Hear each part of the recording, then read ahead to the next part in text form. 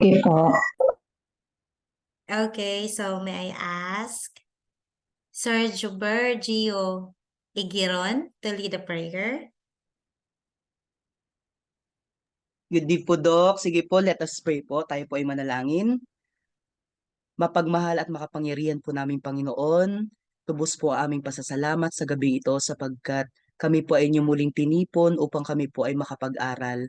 Nawa, Panginoon, puspusin niyo po kami ng inyong banal na espiritu at bigyan niyo po kami ng karunungan na nanggagaling sa inyo. Maraming maraming din po salamat kay Doc Rachel na siya po ang mangunguna sa aming klase ngayon. Nawa, ganun din po ang mga reporter ngayon na magkakaloob at mag-share ng mga lesson na dapat namin matutunan. Pagpalain niyo po kami, Panginoon, at nawa ang pagpapala ng langit ang siyang sumaamin. Maraming maraming salamat po sa gabi ito sa pangalan ni Jesus. Amen. Amen. Okay, thank you, Brother Jober. Okay, so for this evening, we're going to continue with the reporting. So last time, we had, ngayon, sino yung magre-report? Naka-ready na po ba yung mga reporters natin?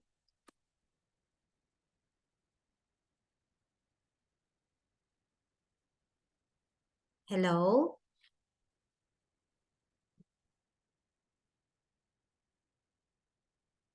Hello Ma'am, po? ngayon po yung naka-schedule si Ma'am Aimee, dealing with Okay. a failure due self-licensing. Pero nandito na ba si Ma'am Aimee? Parang wala pa. Opo, kasi after nito, Ma'am, part 2 na po tayo, yung the 5 rules and exercise to maintain a successful friendly mindset.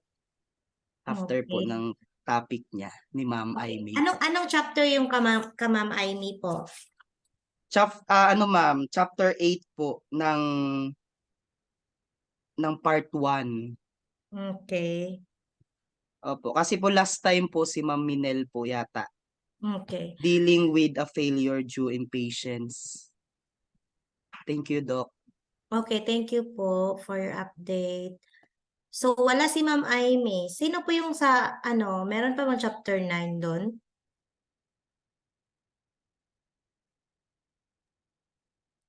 Yung chapter 9 po, Doc, ano na po siya, part 2. Part 2. So, sino po Opo, sa part 2? Opo, yung part 2 po, 9 to 13. So, part 9 po, chapter 9 po, si Ma'am Lavone. Nandito po ba okay, nandito si Ma'am Lavone. Then, very good ka po, Sir Jober, kasi meron kang lista sa lahat. Okay, after Ma'am Lavone po. Husband po ni Ma'am Lavone din po, Ma'am. Doc. Okay, si Sir Nilbert. Opo. Okay, ready na po ba ang ating couple reporters ngayong gabi? Kinakabahan po. Parang, yes, ready na si Ma'am. So, walang chapter 8 po, no, ma'am? Walang Diretso na chapter 8. So, diretso tayo sa chapters 9 and 10. Pagkatapos po ni Sir Nilbert, sino pong number 11? Chapter 11. Ako po, Doc. Okay. So, I Opo. guess you're ready. Yes, Doc. Yes. Okay, so perhaps you can cover the 3 chapters for tonight. So, after the reporting, we're going to have sharing, or if you have questions, you can also ask questions. And then we will ask the reporters to explain or to answer the question. And perhaps we can also share, all the classmates can also share or can brainstorm regarding their insights about the topic. Then let's proceed to chapter 10 with Pastor po to si Pastor Nilbert, Ma'am Lavone. teacher. Teacher, okay. Mr. Nilbert, and then the same process, and then after which will be Sir Jover. So okay na po tayo to start, Ma'am Lavone. Okay po, I will share screen. Okay, thank you.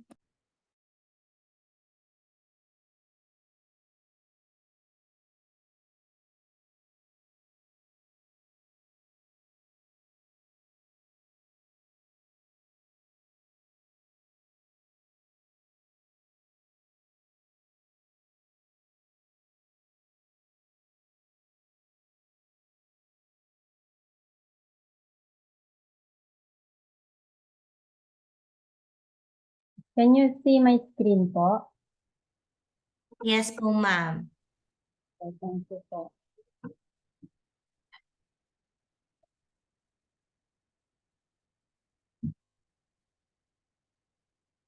Okay, good evening, everyone. So we are now in our part 2, 5 rules and exercises to develop and maintain a success-friendly mindset. So before I will proceed to my chapter 9, so we will read first about part 2, introduction.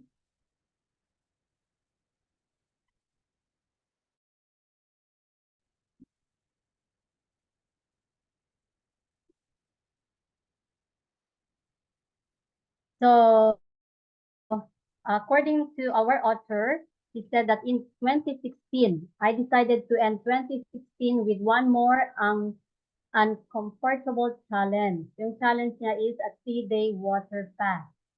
But prior to coming up with this idea, the longest I went without food was about 40 hours.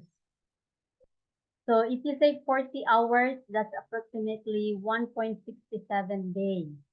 So 40 hours without food isn't as challenging as one might think. You only skip one full day of eating, and if you're busy the entire day, you hardly notice it. Grabe yung mga challenge na ginawa ng ating author. So, and then, he also have a 3-day fast, was something different. It was, he decided that he wouldn't eat anything on December 28, 29, and 30. So people ask me why I would do such a thing.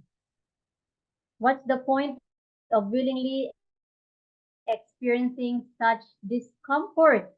Wasn't it dangerous? Wouldn't my muscle break down? Wouldn't I faint or spend entire days dreaming about food? So my answer, so here are the answers of the author.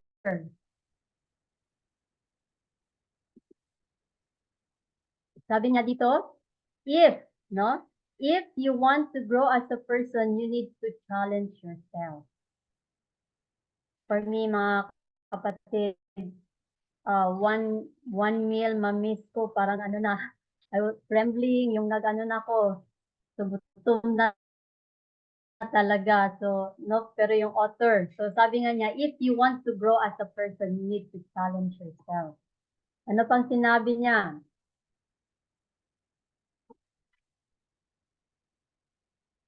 It's one of my most important personal rules. I believe it's one of the key differences between people who realize their full potential and people who succumb to mediocrity that go through life never feeling entirely fulfilled or satisfied.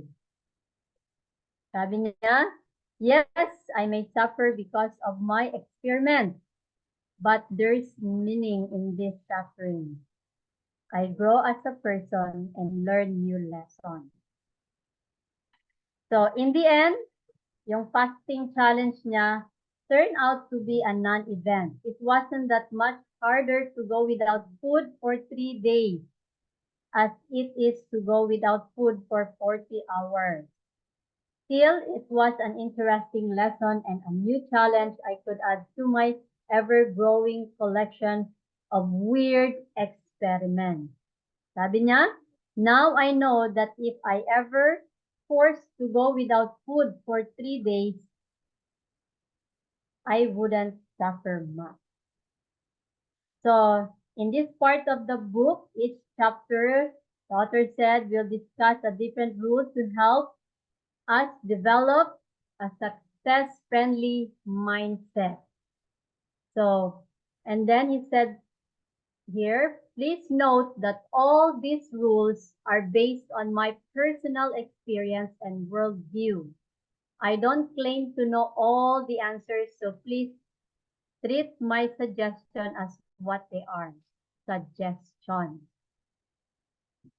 If a different rule works better for you, then stick to it. You know yourself. You know yourself best.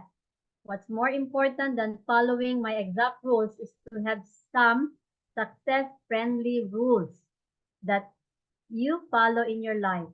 They will help you maintain consistent habits and cultivate your core values. However, please note that we're talking about voluntary, self-imposed discomfort. People living in war zones might be the most resilient individuals in the world, but I don't wish upon them or anyone or what matter to suffer such a horrible situation unwillingly. Expanding your comfort zone voluntarily will help you handle non-voluntary circumstances. Hopefully, these future difficult moments won't be a matter of life or death, but will merely be able whether you accomplish your goal or not. So, in this book, we will learn more, no, about how. So, kasi part 2 is about 5 rules and exercises to develop and maintain a success-friendly mindset. That's precisely why regularly embracing uncertainty is so important for success. Continuously expanding your comfort zone, fewer and fewer unknown things in life will scare you. You'll be well equipped to face any discomforts with a calm attitude. You might even welcome them because of the growth they have given you in the past. A performance coach, Tony Robbins once said, the quality of your life is in direct proportion to the amount of uncertainty you can comfortably live with. The more uncertainty you can live with, the more you'll thrive. And the more you learn, the more alive you'll be. And the more you got to be certain about everything and less you'll have. So we will go now to our chapter 9. The topic is, you must live your life the hard way and regularly embrace uncertainty.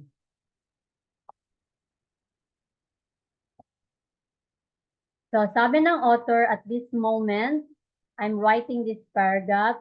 In an hour, I need to leave for a close quarter combat Krav Maga seminar. So I searched what is Krav Maga seminar. So ito siya, refers to a specialized training session or workshop focused on Krav Maga. So it's a self-defense system. So to develop for the Israelite Defense Forces. So the author has to come to this seminar. So sabi niya, it will be a 3-hour-long training covering situations such as being assaulted by an attacker with a firearm or being taken hostage. So self-defense, no? Magandang training. I've never attended such a seminar and I feel apprehensive about it. However, if years of embracing uncertainty have taught me something, is that, so anong na-learn niya dito? That whenever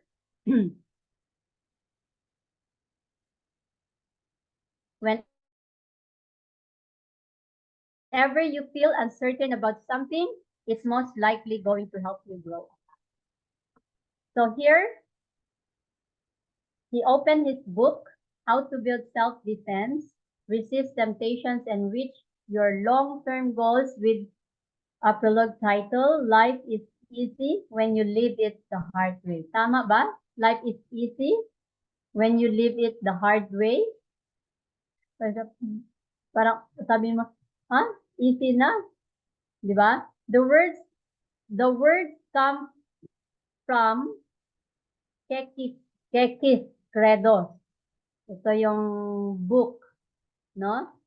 So the author is David Kekik. I don't know how to pronounce it properly. David, ito yung name niya.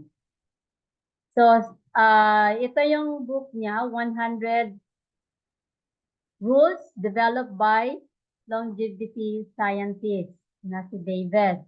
So, the entire credo is as follows. Sabi dito, real regrets only come from not doing your best. All else is out of your control. You're measured by results only. Trade excuses and trying for results and expect half-hearted results from half-hearted effort. Diba? So kung hindi talaga full yung ginawa mong effort, siyempre yung result hindi din siya totally full. Do more than is expected of you. Life's easy when you live it the hard way. And hard if you try to live it the easy way. So, this rule is one of the key elements of my decision making according to our author. Even if I often hate myself for putting myself in as much stress and discomfort, I know that in the long term, the stress I'm willingly learning to handle today will turn me into a stronger person. We all know this actor, right? So, bata pa ako. So, he's very strong, no? Pero ang sabi ni Arnold Schwarzenegger, sabi niya dito, strength does not come from winning. Your struggles develop your strength.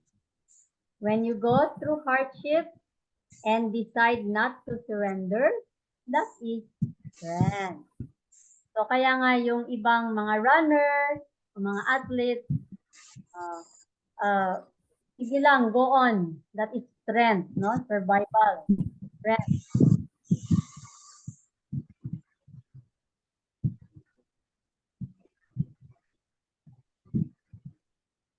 No matter if you're old or young, male or female, living in North America, South Africa, Europe, Africa, Asia, Australia, or Antarctica, when you deliberately live your life the hard way, you will get stronger, and this will help you push through failures and achieve the success you want.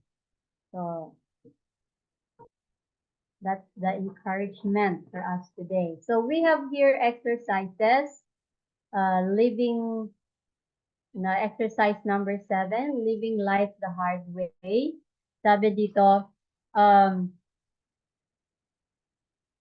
Eleanor Roosevelt quote, it was actually said by the Chicago Tribune journalist, Mary Smith, I don't know how it will be pronounced, says, do one thing every day that scares you. Takot na takot tayo dapat gawin natin, no?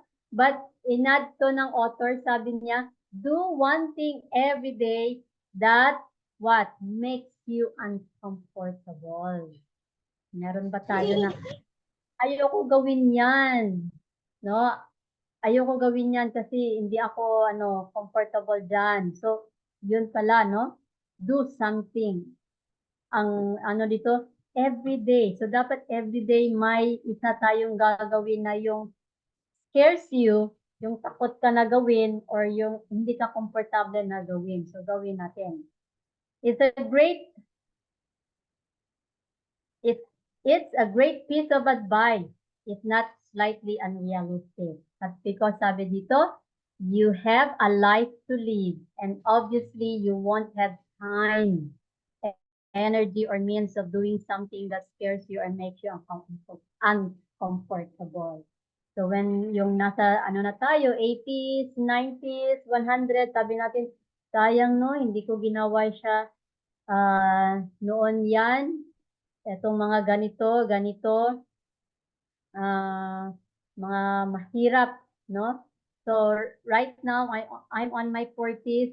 So on my 20s, may ginawa ako something na yung scary siya.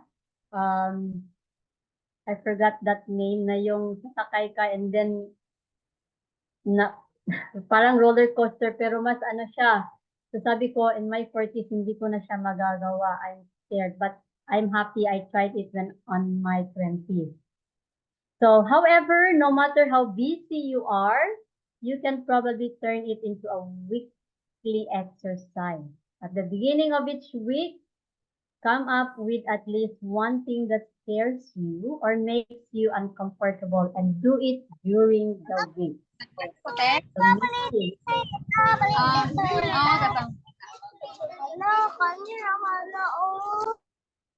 so maybe one week, meron tayong isang gagawin, no? So all levels, remember that all levels of fear and discomfort count. So you don't have to jump out of an airplane on a weekly basis. Hindi naman ganon. No? The more often you perform this exercise, the better. So when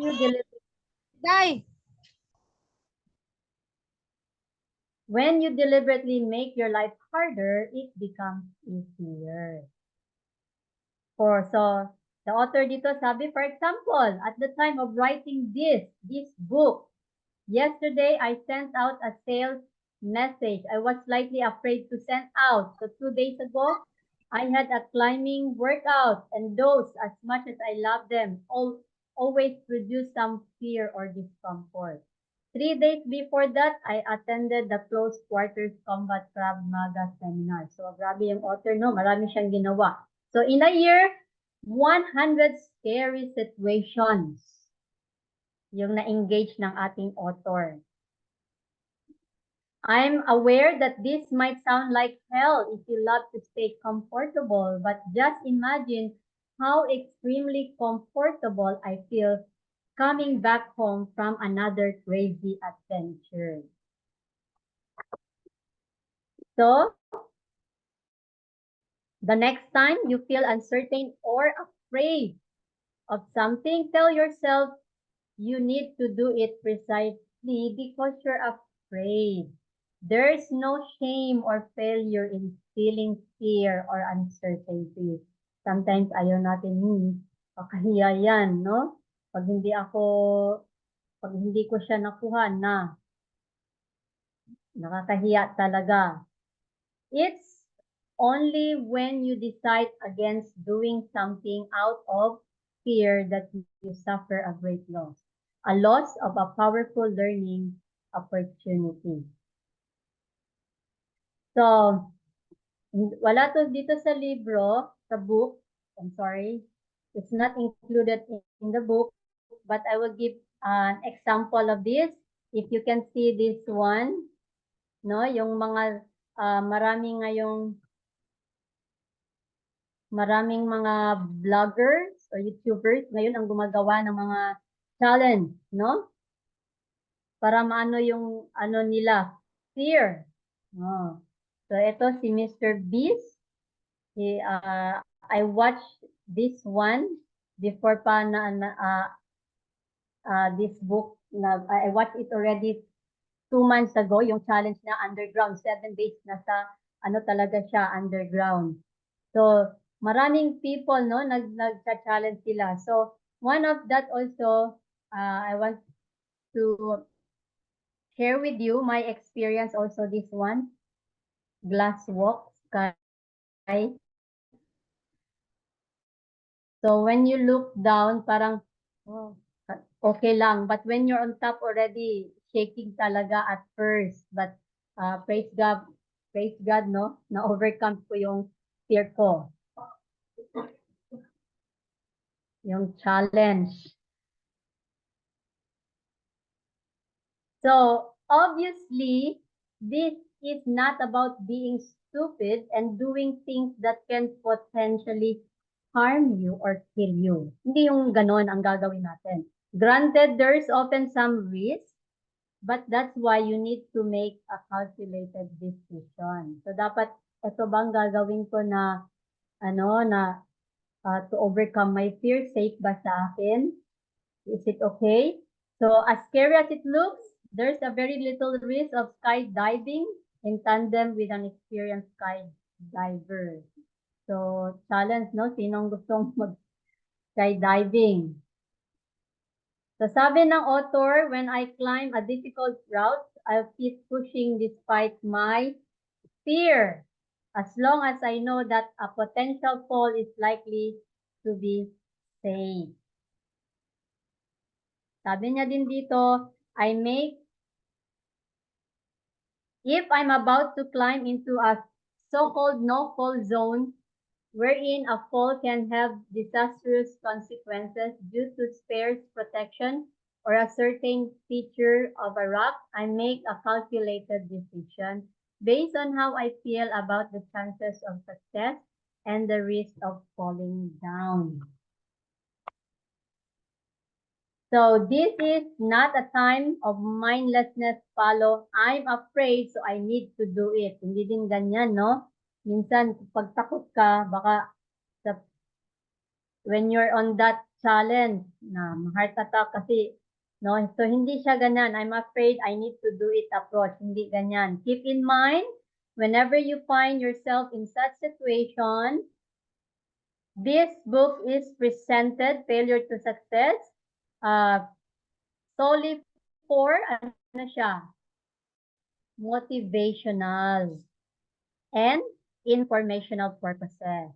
And I'm not responsible for your choices. Kasi sabi ng author, ganun ang gagawin natin. So, but I care about you and I want you to take risks as safely as possible.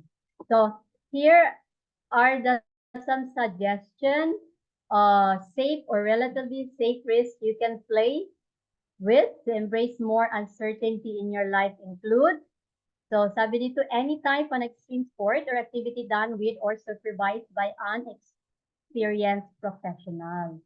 So may mga extreme sport or activity, so dapat meron supervision, no? Yung mga experienced talaga.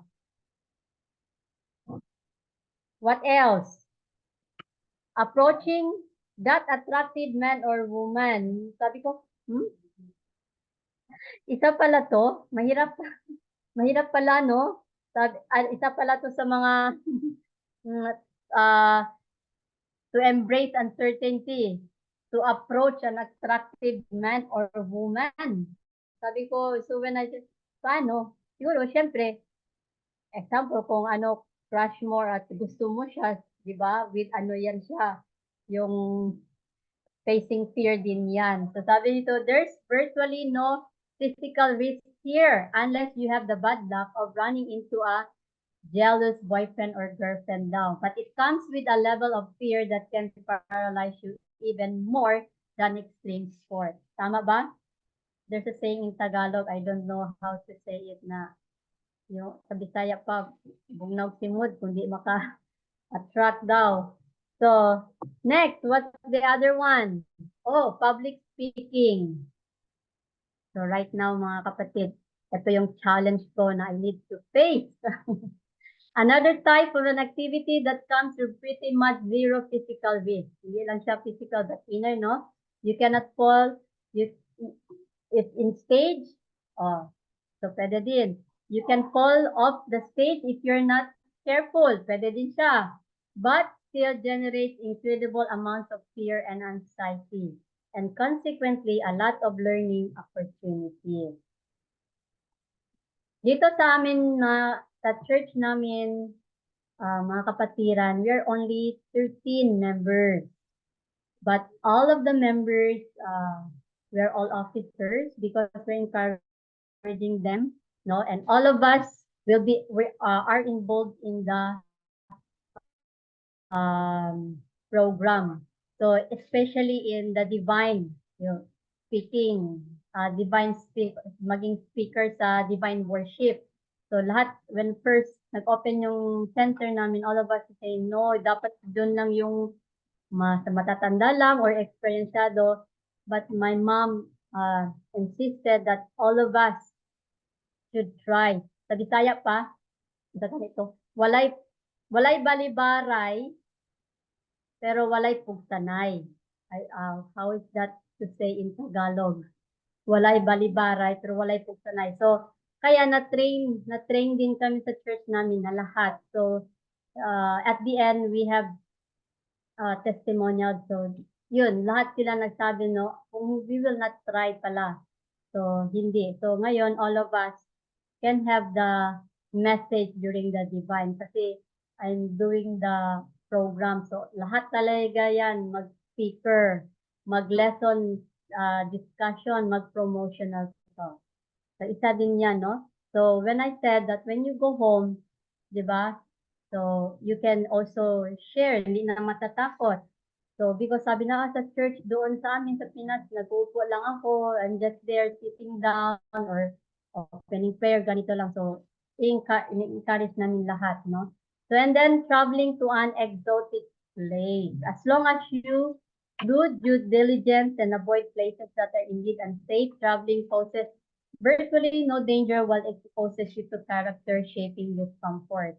So, mga kapatiran, I am from the land of Abu Sayyaf, Basilan province. I was born there. My parents are not from Basilan, but they moved and then got married, and we are born there, 3 of us. So I grew up there until high school. So only college na ako umalis sa amin. So when people hear the word Basilan, they're all afraid. Sabi nila, uy, I will never step there.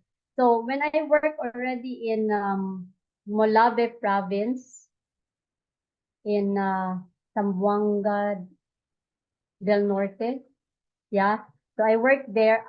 I asked my fellow teachers to go with me in Basilan. So of course, first nila impression, oh, Basilan, baka kidnapin kami ng mga Abu Sayyaf or ganito. Nakakatakot ba? Ano ba yung nandun? Marami silang tanong. So I told them, let's go. Let's find out. Kasi kung natatakot na kami, so I will not stay long there because until now, we still have a house there. So sabi ko, sige. So when they step, siguro, I don't know their feeling, but 1 day, 2 days, 3 days, sabi nila, hindi naman pala, no? Yung mga balita, iba talaga. Hindi naman pala ganito yung Basilan. So, and I was so happy. Oo naman, kasi yung sa news, hindi ko alam paano nila. Kasi dito within Isabela City, yung proper, wala naman na yung maggera-gera, hindi nasa kabukiran siguro noon. Kasi when I was still young, like 5 years old, I stayed there and I can see military. Marami talagang mga military. So pag may makita kaming military going up to the mountain, sabi, na baka meron na naman operation doon. So, yeah, no? Traveling to an exotic country. So, you try to plan. Ano yung country na takot na takot kayo, you go. Try nyo Basilan. We have a very nice white island in Basilan. So let's recap. So in here, we have 2. First is the quality. You must live a life the hard way and regularly embrace uncertainty. The quality of your life depends on how good you are at handling fear and uncertainty. So make sure that you don't avoid discomfort. Putting yourself in such situation isn't always fun, but it's one of the best way, the best way to attract more success into your life. Number 2,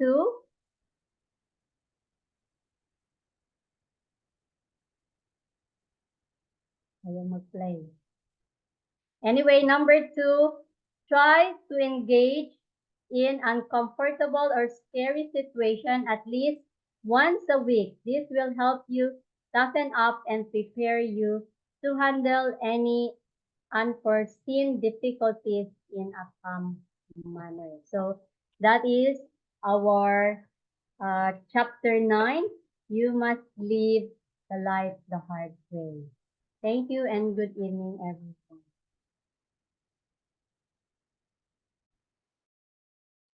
Okay, thank you so much, Ma'am Lavon. So our time is 8:20. 8:20. So I guess our time will, our class will be ending at 8:45. That's right, Ma'am Sherlyn, di ba? Hello po, ma'am. Okay, so how about if we're just going to proceed with Sir Nilbert's presentation, and then right after, if we still have time, we will be sharing only our, the striking lines or quotes that you like the most in the report, because most of the things that we heard from the book, they are really very nice quotations. Okay, so let's proceed. Yes, ma'am. Yes. Ma'am, So, may I quote request, talaga. to go back the screen? The quality of your life depends. I like that. Yes, there are many. Actually, I'm also writing and I'm also following, and there are really many quotes talaga na magagamit natin to inspire us. Right? Can can you show us again? The quality of your life depends. I like that to write in my notes. The last part. Yes, ma'am.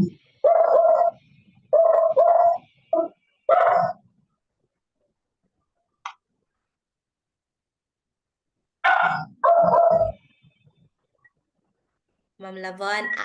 Okay. All right. So how about let's proceed to the next reporter na lang para ma-maximize natin yung time, para at least makatapos tayo ng dalawang reporters ngayon. Then we can share our favorite lines na lang via chat. Sorry po, nag-lock yung laptop ko. Okay, ma'am. Ma'am Lavon, Sorry napakaganda po talaga. ng presentation. Thank you po. God bless. I will just send my husband's presentation kasi nasa isang laptop siya pero hindi siya makapasok sa Zoom doon. So, nisend niya lang dito. I will try to. Ma'am, yung tinutukoy po ni Ma'am Susan, the quality of your life depends on how good you are at handling fear and uncertainty. Yes. Yun po yung Thank- ano niya. Thank you, sir. Apo, ma'am. Thank you, Sir Sugar. Okay, so Thank while you din, waiting. Doc. Okay, so while waiting kasi parang nagpe-prepare pa sila Sir Nelbert. So okay, we can have the time to share. Okay, ako na siguro yung mauuna. So kanina sa mga sinasabi ni Ma'am, ang ganda lang yung yung if you're going to try things, uncertain things, dapat yung voluntary. 'Di ba? Dapat you're willing to do that. And the other one is we also have to look into the situation kung hindi ba siya, like for example, yung writer na tinitingnan niya kung kapag nahulog siya, hindi ba siya mamamatay. So, we take the risk pero meron din tayong tinitingnan na mga situations kung okay, I'm looking into my notes. Yes, kailangan voluntary. Expanding your comfort zone voluntarily will help you handle non-voluntary circumstances.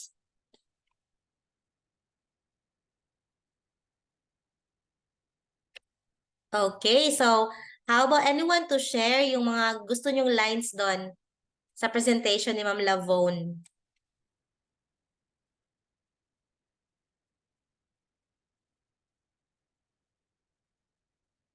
Nandito na pala si Ma'am Amy. Hello po, Ma'am Amy. Yes po, ma'am. Good evening. Okay. Ma'am Amy, yung report mo, dapat ikaw po muna yung mauuna. Yes, ma'am. Pero nasimula namin kay Ma'am Lavone. Sorry. You will be presenting chapter 8 po, di ba? Yes, ma'am. Okay. Parang may pang technical problem pa Sir Nelbert. Kasi si Sir Nelbert is chapter 10. Yes. Ready na po kayo, Ma'am Amy? Pwede pong ikaw po muna yung mauna. Okay, ma'am. Ay, hindi malayo yung ano ba, yung topic. Okay po, ma'am. Okay. Ma'am Lavon, Sir Nelbert.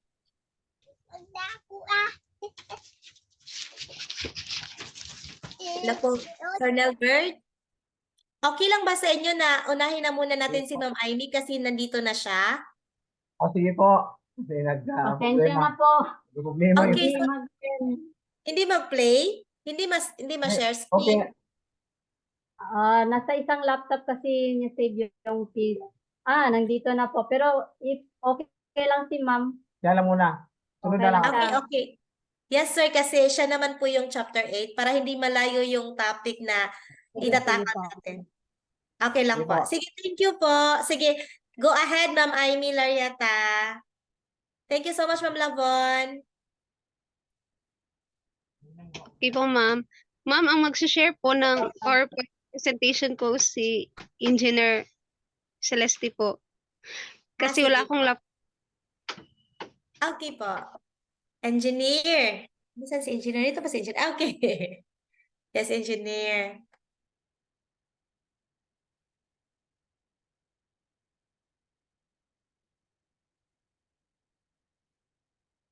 Hello po. Hello po, sir. Sir.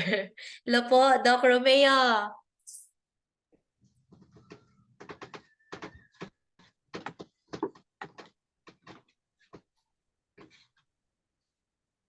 Baka kumain pa si engineer.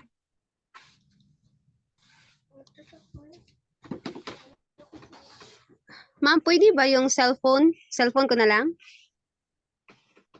Okay, ma-share screen mo po ba? Be, tingnan ko, ma'am. Okay, okay. Dito sa my share. Okay, share screen.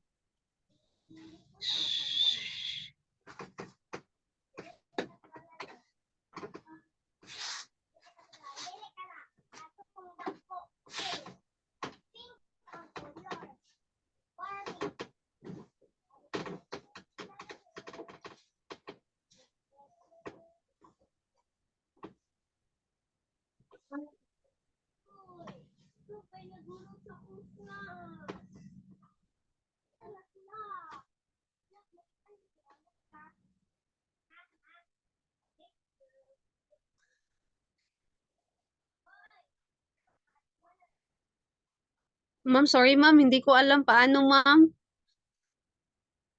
Si Sige. Engineer. Si Engineer. Yan na, siya na lang ang mag-share. Oh, pinasa. Parang wala pa si engineer. Kumakain na siguro siya. Sir Nelbert, back to you na lang po, Sir Nelbert, para ma-maximize natin yung time. Pwede pong pass sa akin po mamaya para ako na po mag-share. Sige po ma'am. Sige. Sige, Ma'am Labon. Okay. Share screen ko lang po. Okay. Thank you so much.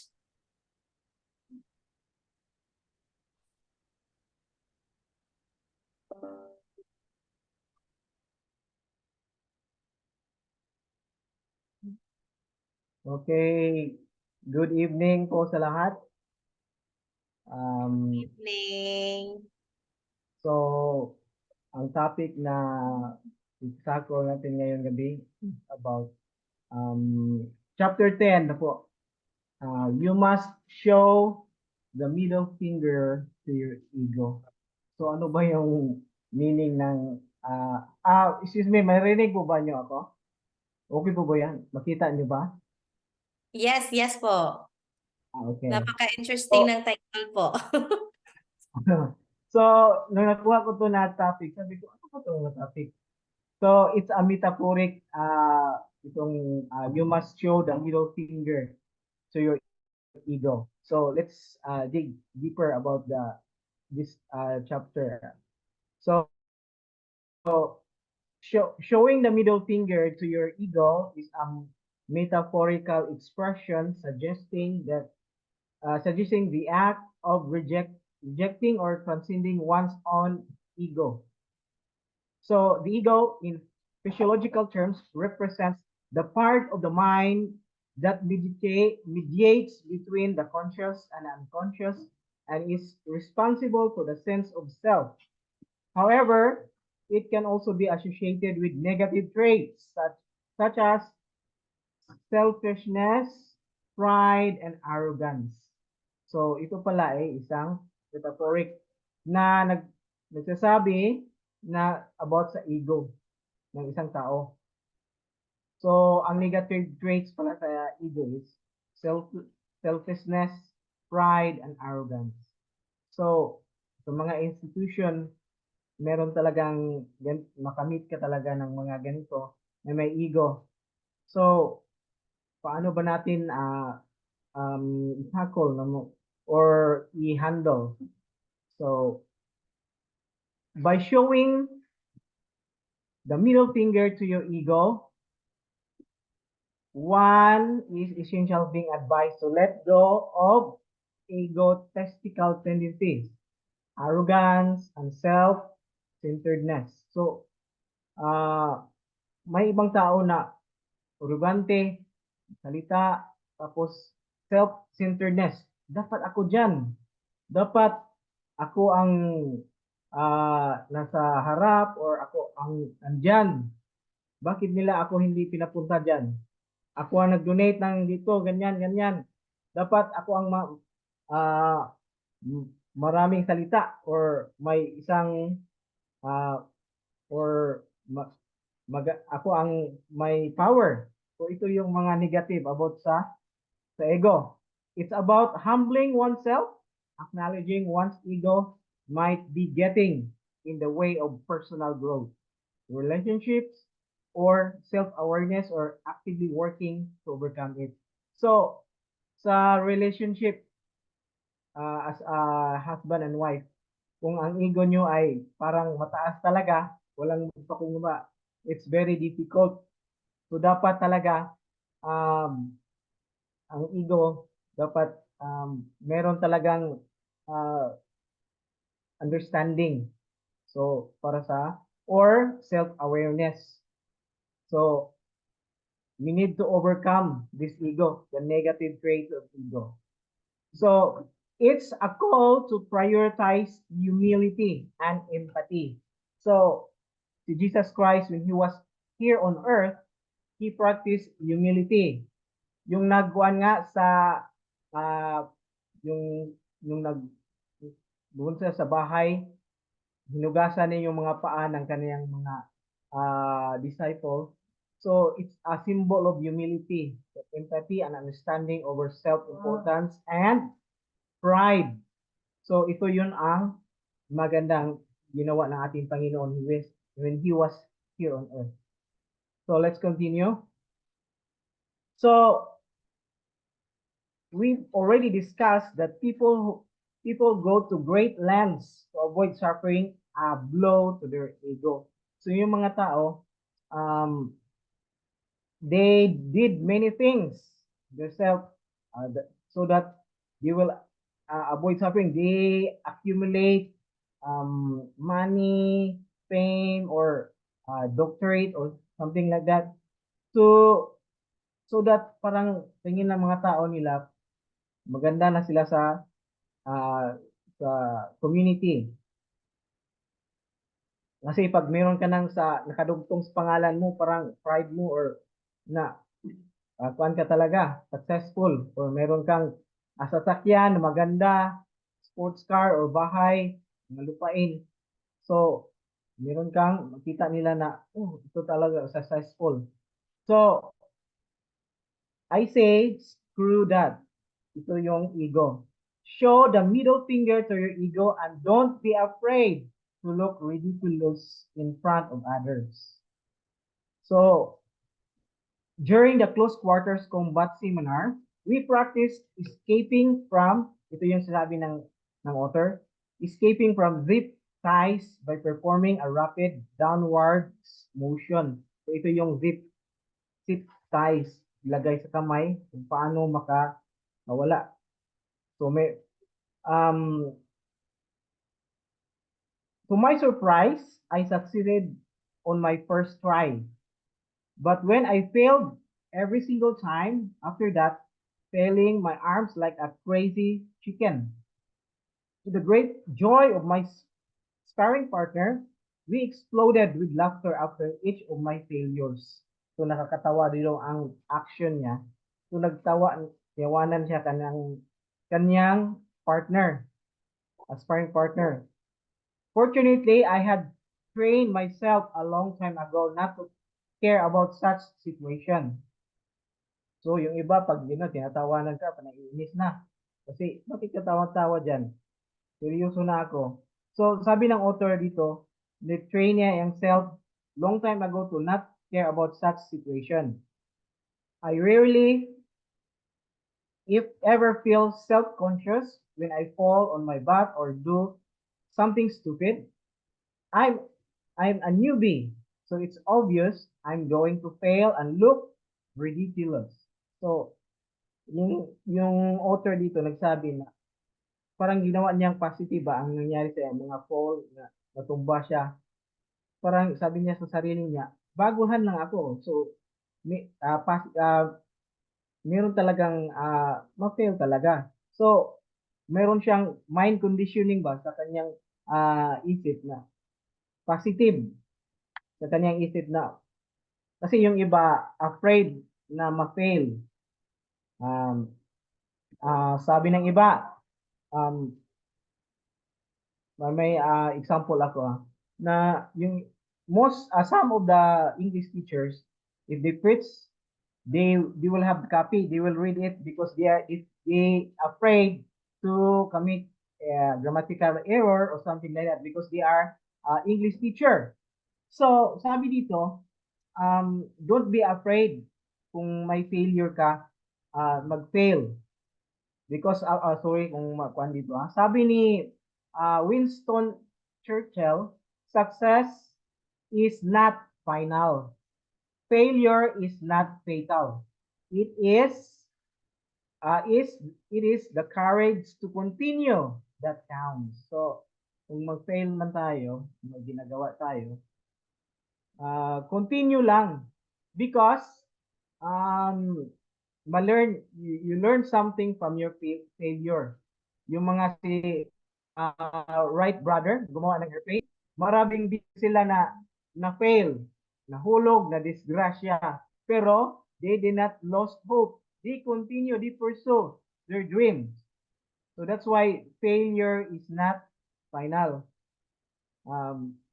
Failure is the way of learning. So we learn from our mistakes or failure and then continue to bounce back to be a better one.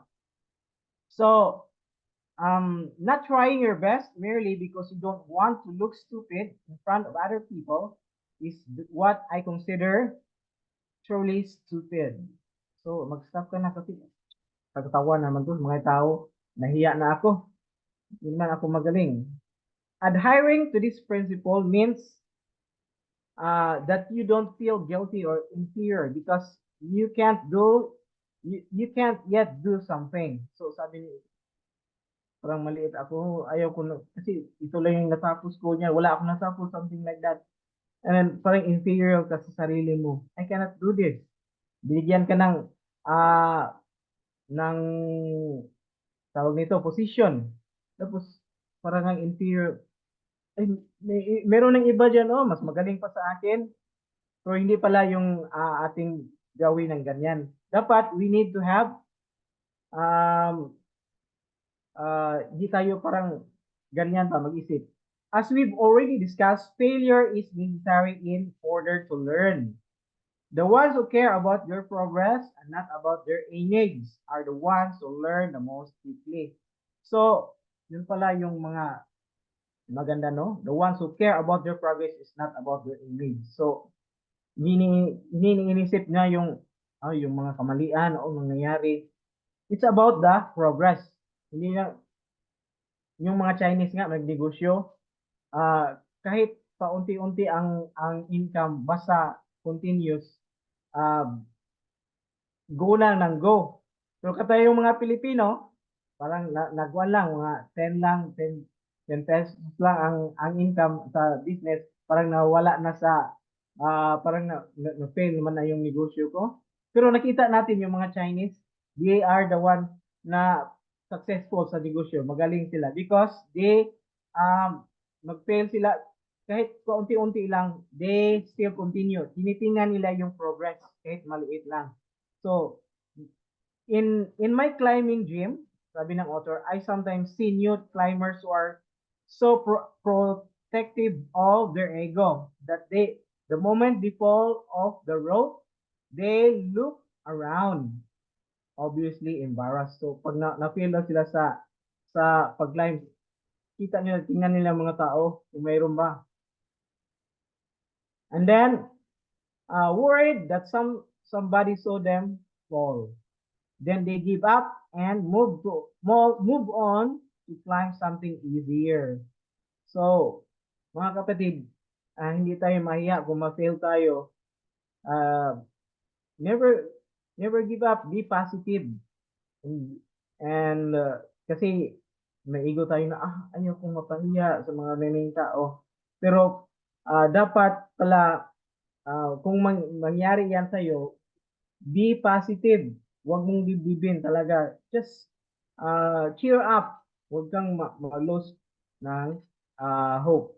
I shudder to think about all the horrible things that would happen if somebody saw them fall again.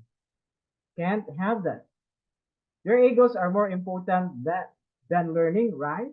So some people, their ego is more important than learning. But it's not correct. So the important is you learn from your mistake, not about the ego that you should do this like that. You are afraid. I don't claim to be better than them. It took me years to battle my own embarrassment and feel good, even when looking stupid. I know it's a difficult process. I greatly admire those who decide to push their egos aside and keep trying. So I have experience when I was in my elementary years. I had failures. Example, I have a stomach ache. Then I asked the teacher, go out, and then I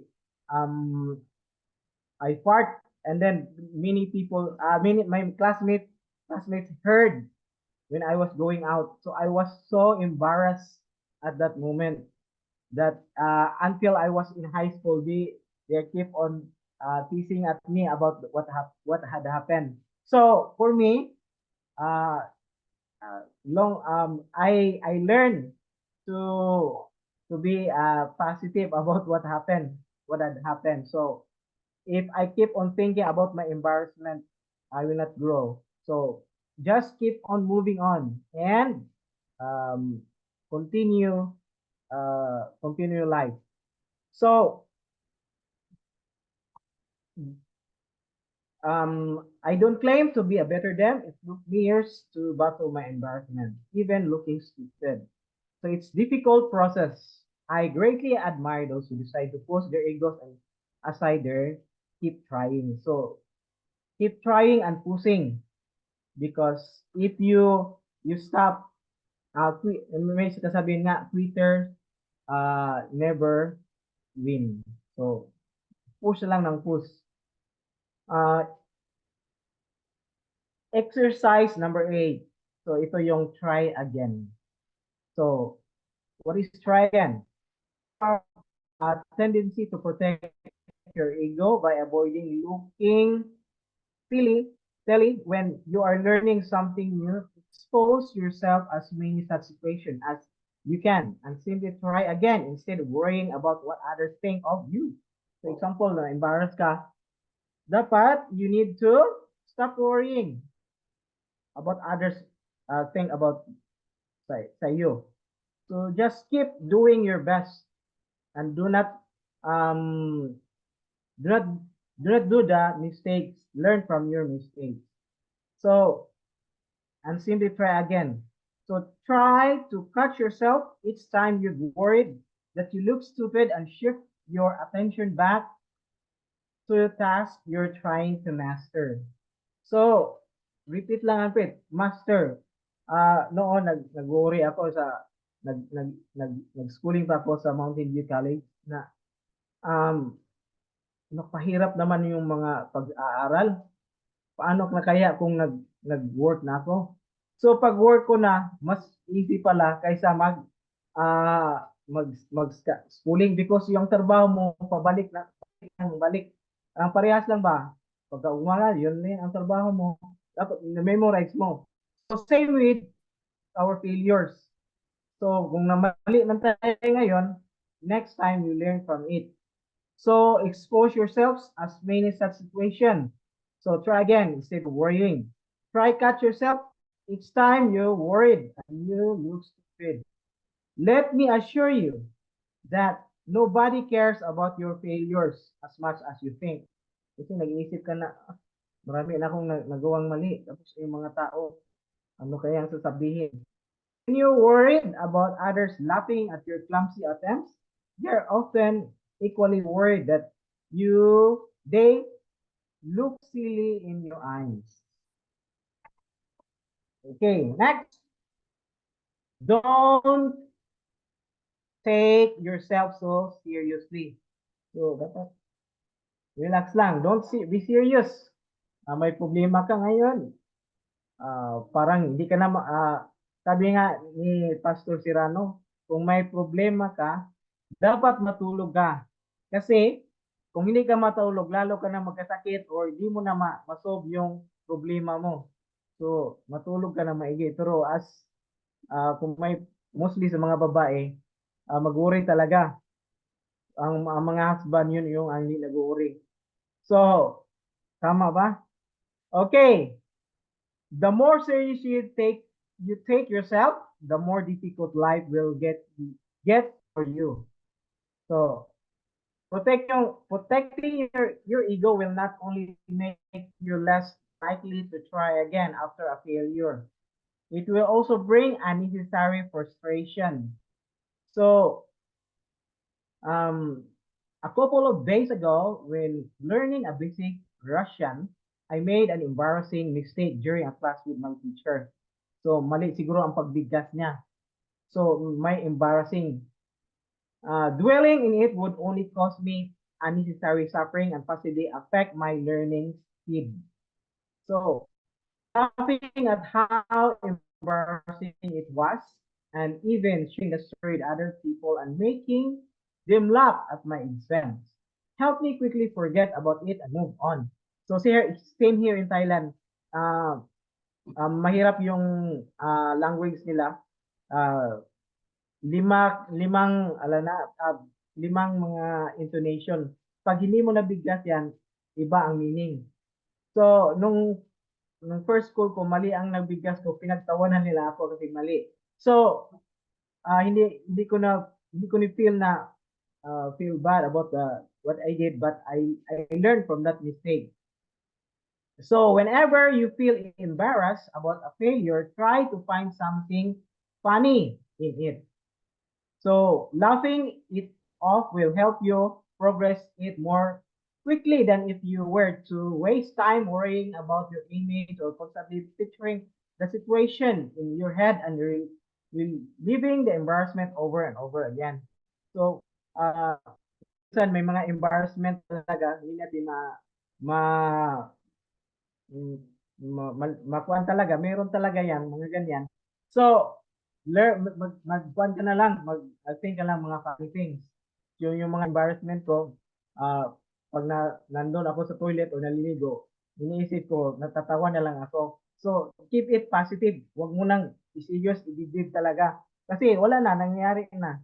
So, we should have a positive outlook ano nangyari sa atin. Kasi yung iba, yung nalugi sa negosyo or wala na, pakamatay na kasi parang wala na talaga sa kanila. Pero it's good na meron tayong Panginoon kasi God is the hope. So next, empowering story number 6, Arno Ligner. So ano ba to si Arno Ligner? Arnold, I don't know paano pagbigkas nito sa family ni Arno Ligner.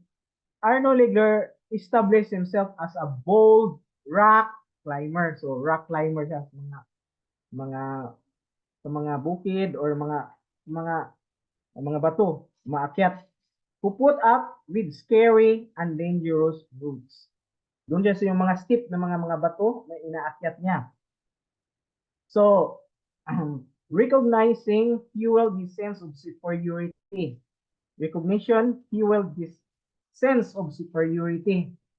So, i-recognize niya sa mga tao, galing pala ni Arno.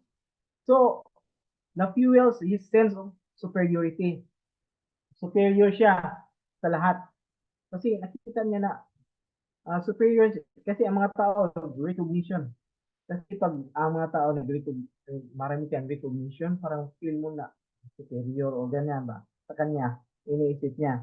But deep down, he went through a long period of time when he felt in failure.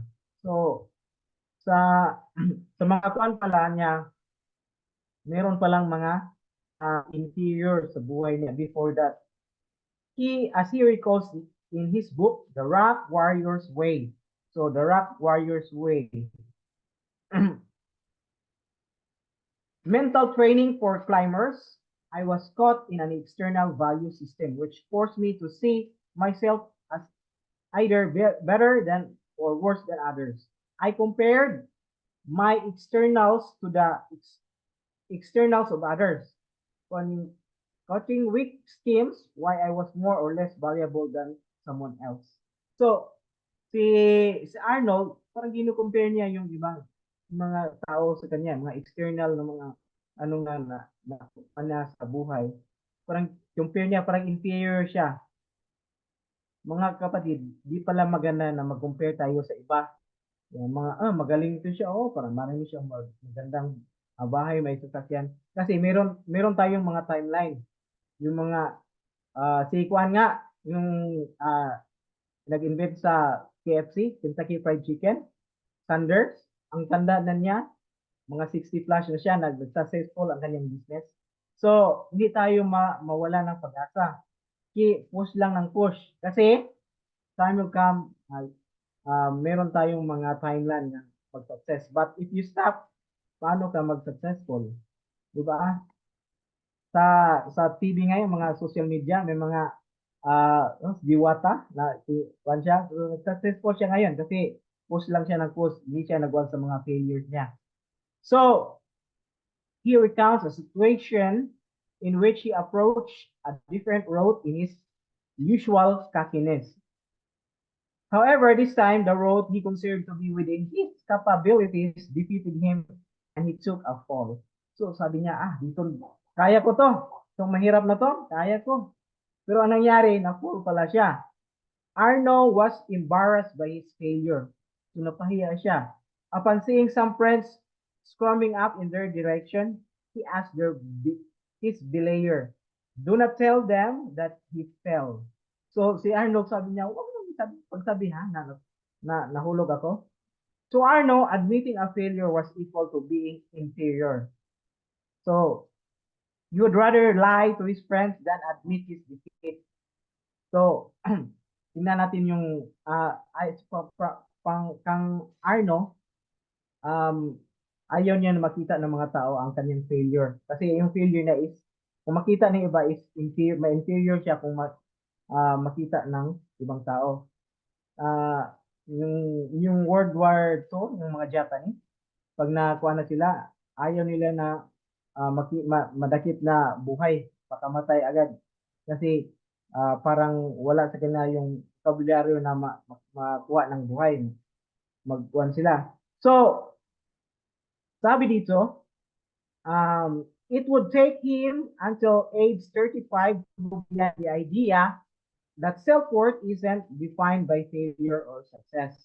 So, the age niya 35, hindi yan, na-define niya na failure or success, di pala ng one. So, inspired primarily by the works of Carlos Castaneda, he discovered that self-worth comes from an internal value system and not merely from achievement. Upon his realization, he developed his own system of mental training of rock climbing. So hindi pala yung mga na-discoveryhan niya. The Rock Warrior's Way, he teaches that if you want a more consistent and authentic source from which to draw a sense of self-worth and personal power, you will eventually need to reject external factors such as comparison and achievement. So, talaga maganda na ikumpara natin yung sarili natin sa iba. Siya nga, magaling siya magkanta, magaling siya ito ng ganito. Pero, sabi nga, we have different talents. Iba, ito magaling sa smile, paano making friends. Di tayo maging inferior na wala tayong mga talent. Kasi every one of us, we have, naniwala ako na every one of us, meron tayong mga talent. Hindi lang na-discover. Kasi di mo na i-exercise yung mga potential mo. So, let's continue. You will eventually need to reject external factors. So, yung mga comparison and achievement. You must look inside and embrace learning. Talaga ang napaka-importante na you must look inside and embrace learning. So, learning is very important. Kasi we learn from our mistakes and later on, in the future, you will do your best na hindi na mabalik yung mga failure na nagawa mo. So, yun lang. Huwag ka nang sa dibdib mo. Just learn from your mistake and learn from it. Next time, you will not do it. Do it again. Concept of prioritizing learning over the ego became one of the basic tenets of climbing philosophy that is now being taught in the United States, in Mexico, Brazil, and Spain. Okay, so now let's go to our quick recap. So first, show the middle finger to your ego. So a fear of embarrassment should be the last thing on your mind when you're learning something new. Okay, that is the meaning of show the middle finger. Fear of embarrassment. So sa ego. If you don't try again because you're afraid of looking stupid, that's when you actually exhibit an unintelligent behavior. Di pala intelligent yung nag-stop ka kasi ayaw mo mapahiya sa ibang tao. So, if you don't try again because you don't afraid of looking stupid, that's when you actually exhibit an intelligent behavior. Okay, next. Don't take your embarrassing failures seriously. So, ito yung recap natin na huwag mong serious yung mga embarrassing moments. Laughing them off will help you process them quickly. While dwelling on them and worrying about your image will only prolong the suffering. So, kung meron ka mang in my own experience, meron nakasakit sa akin, for how many years, I learned to accept and forgive. Kasi kung seryosuhin mo talaga yung mga bagay-bagay, hindi ka mag-grow at mayroon pang hatred sa heart mo, di maganda. So, sabi ito, don't take your embarrassing seriously. And then, it will killing you that if you have pain inside na di mo talaga makalimutan. Don't, not seriously, just be positive in everything. So I think that's all our topic. Don't show, you must show the middle finger to your ego. Thank you so much. Meron pa ba? Okay, thank you so much, Sir Nelbert. Hello po. Thank you, ma'am. Thank Okay. you. Okay. Salamat. Thank you so much. Ang ganda ng ating reporting, ang ganda ng topic. Marami talaga tayong makukuha, pero I'm afraid na it's already 9, so baka ready na si Sir. Sino yung next na? Si Sir Arnel, Pastor Arnel, Doc Arnel. For the next class. Yes po, yes po. Thank you, Doc Richel. Sige po, Oh. break muna. Okay. Break muna tayo for a few minutes. Okay po, thank you. Thank you sa ating mga reporters.